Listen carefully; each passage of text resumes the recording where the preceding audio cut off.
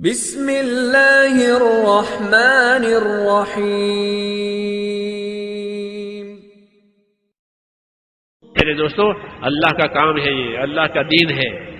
دنیا اور آخرت کی خیر لے کر جناب رسول اللہ صلی اللہ علیہ وسلم کو اللہ نے بھیج دیا ہے، یہ بتایا ہے کہ دنیا اور آخرت کی خیر لے کر بھیجا گیا ہے۔ اس لیے دنیا اور خیر اللہ کے راستے میں اور اللہ کے دین میں ہے۔ اس محنت کے ذریعے سے یہی چاہا جاتا ہے کہ ہماری 100% زندگی اللہ کے حکم والی بنے۔ ہمارا تاجر حکم والا، ہمارا زمیندار حکم والا، ہمارا مزدور حکم والا، ہمارا مالدار حکم والا، ہمارا غریب حکم والا۔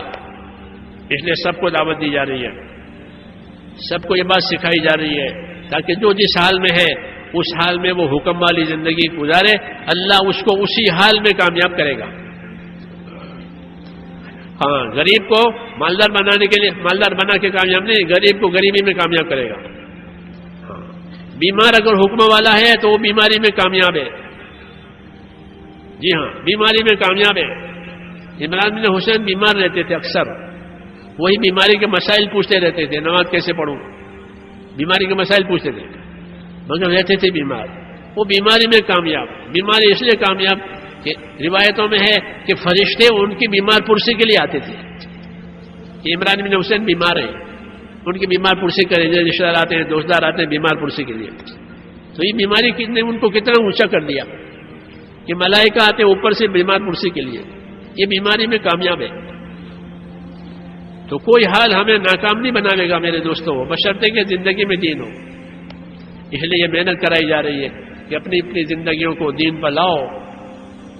تھوڑی تکلیف ہوگی، تھوڑی ناگواریاں ہوگی، صبر کریں گے کہ مدد آئے گی، شکر کریں گے کہ نعمت بڑھے گی۔ اور دین تو بھلائی چاہنے کا نام ہے کہ دین کے ذریعے سے ہم اپنا بھی بھلا چاہیں گے اور دوسروں کا بھی بھلا چاہیں گے کہ ہمارے ذریعے سے دوسروں کا بھلا ہو جاوے، دوسروں کو بھی خیر مل جاوے۔ تو یہ بندے مبارک ہیں جو خیر کا ذریعہ بنتے ہیں۔ طوبی لعبد جعلہ اللہ مفتاحا للخیر ومغلاقا للشر، کہ خوش نصیب ہیں وہ بندے، خوش نصیب ہیں وہ بندے کہ جو اپنے آپ کو خیر کا ذریعہ بناوے، کہ ہمارے ہاتھوں سے خیر پھیلے، ہمارے ہاتھوں سے شر اور بدی مٹے۔ ان کو مبارکباد دیے کہ طوبی لعبد جعلہ اللہ مفتاحا للخیر ومغلاقا للشر، کہ خوش نصیب ہے وہ بندہ کہ جس کو اللہ خیر کے پھیلنے کا ذریعہ بناوے، شر اور بدی اور برائی کے مٹنے کا ذریعہ بناوے۔ اس محنت کا یہی اثر ہے، دین کی جتنی محنتیں ہیں سب کا یہ اثر ہے کہ خیر آئے گی، شر مٹے گا، ایمان آئے گا، بے ایمانی نکل جائے گی، اخلاق آئیں گے، بد اخلاقی نکل جائے گی، عبادت آئے گی، گناہ نکل جائیں گے۔ یہ ایک بنیادی محنت ہے میرے دوستوں۔ یہ محنت وجود میں آتی ہے تو دین کے سارے کام زندہ ہونے کی اس سے امید ہے۔ یہ پانی کی طرح سے ہے، یہ محنت پانی کی طرح، اگر پانی زمین کو مل گیا کہ ہر چیز اگے گی۔ یہ بنیادی محنت ہے کہ تمام دینی شعبوں کو پانی ملتا ہے، اس لیے اس محنت کو عمومیت کے ساتھ کرایا جاتا ہے۔ ہر گھر میں، ہر محلے میں، ہر مسجد میں، ہر شہر میں، ہر ملک میں یہ محنت ہے کہ یہ پانی کی طرح سے ہے، کیونکہ حضور صلی اللہ علیہ وسلم کا دنیا میں آنا وہ بارش کے پانی کی طرح سے ہے۔ حدیثوں میں کہ اللہ نے مجھے نبی بنا کر بھیجا اور جو علم ہدایت اللہ نے مجھے دی ہے وہ بارش کے پانی کی طرح سے ہے۔